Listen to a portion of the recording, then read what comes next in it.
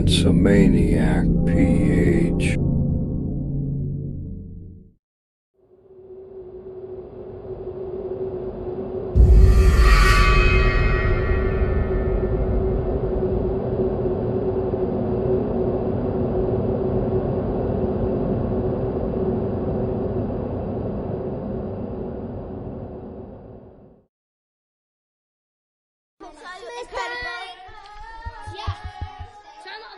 I was a fifth grader in Quesna Elementary School at that time. Year 2008. We always changed classrooms in every subject taught. So, when it was time for our art class, I decided to sit at the very front row, because it was a subject that I was kind of interested in. Right when I sat down, I noticed that I was directly facing an empty doorway. The classroom we were in was a detached single-story building that supposedly consists of two classrooms, but the other room was converted into a storehouse, holding only the best art projects of the students of the whole school. Maybe for convenience, an interior doorway or opening was installed in the wall in between the two rooms, just beside the huge chalkboard. It was halfway through the class when it started to feel uncomfortable. My whole body just felt so heavy. It was as though something was pushing down on my shoulders. At that time, I didn't really feel troubled about it. So I brushed it off, telling myself that maybe I was just tired. Arts was the last subject we had for the whole morning, and would have an hour break for lunch after. So I thought to myself then that I was going to go home after the class, and I can rest or sleep for half an hour after having lunch. I checked my temperature, alternately moving the back of my hand, pressing it on my neck and on my forehead. But the temperature was normal, nothing out of the ordinary. After that, the discomfort became worse. I also began to feel nauseous, but I just thought that I might have eaten something wrong during recess time. So when the teacher started telling instructions for our next project and started writing a lot of things on the board, despite my discomfort, I also started taking notes.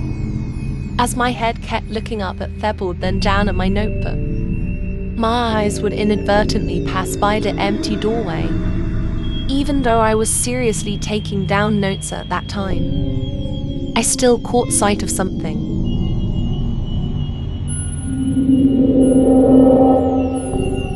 I stopped moving immediately. I stared down at my notes, doubting myself for what I saw. I even said to myself that I was still too young to start going insane. But curiosity really did kill the cat. When I tried to look up towards the board again, I found myself looking directly at that empty doorway.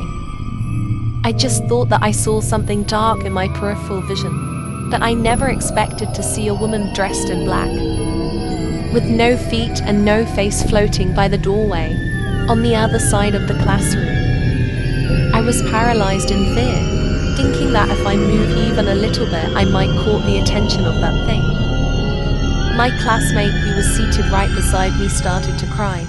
I realized she was also looking at the same direction. The teacher immediately noticed and was about to reprimand her, but one of our classmates at the back row shouted that he saw a black shadow passing by that doorway. After that one shout, it became a series of affirmations from others who also claimed that they saw it too.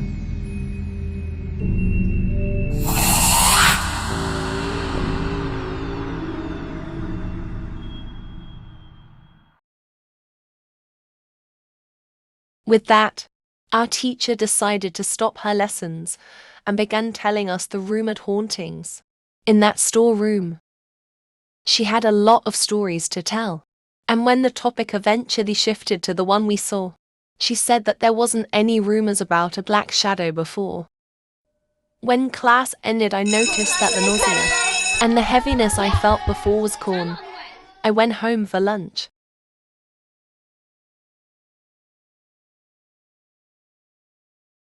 I then shared to my parents what happened in class. They told me to be careful and that seeing something like that is a bad omen. I asked them why, and they told me that someone will die in that place 3 days from now. I shivered listening to that. 3 days later, I remember that I went very early to school that day. Although there weren't many people yet, but it's enough to know that something has happened.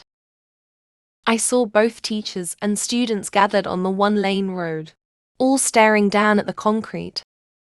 I went over to them to take a look. I was terrified at what I saw. Then I remembered what my parents said. When I saw some teachers were holding cleaning materials in their hands, I and a few other fellow students helped to pour water to wash away the bloodstains on the ground. I noticed that it wasn't the only place that was stained with blood. There were other areas too. Some trees were stained a little, and even the classroom porch of our English teacher was not spared. But the one thing that really scared me the most was the bloodied concrete on the small pathway which was directly facing the classroom, where we saw the black lady. They say that it was where the body of the victim was found. The amount of bloodstains on the pavement there was also far greater than those of other places.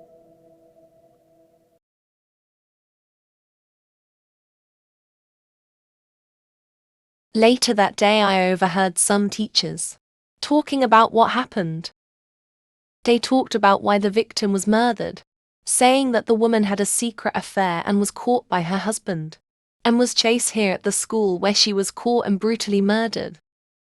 They also talked about how the police were so irresponsible in doing their job, and even gossiped about the man whom the woman has an affair with, saying that he was shot by the husband in his leg, but was still able to get away.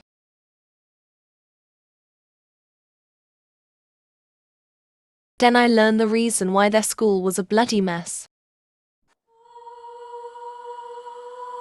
Turns out, the husband killed his wife using a rock, smashing her head repeatedly, until it turned into a mixture of blood, hair and brain matter.